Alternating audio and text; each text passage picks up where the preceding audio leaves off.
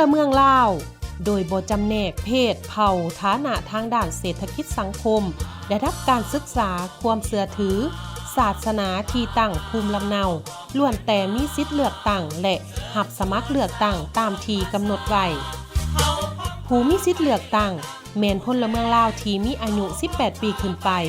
สำหรับพลเมืองที่ได้รับสัญชาติลาวตามกฎหมายว่าด้วยสัญชาติลาวนั้น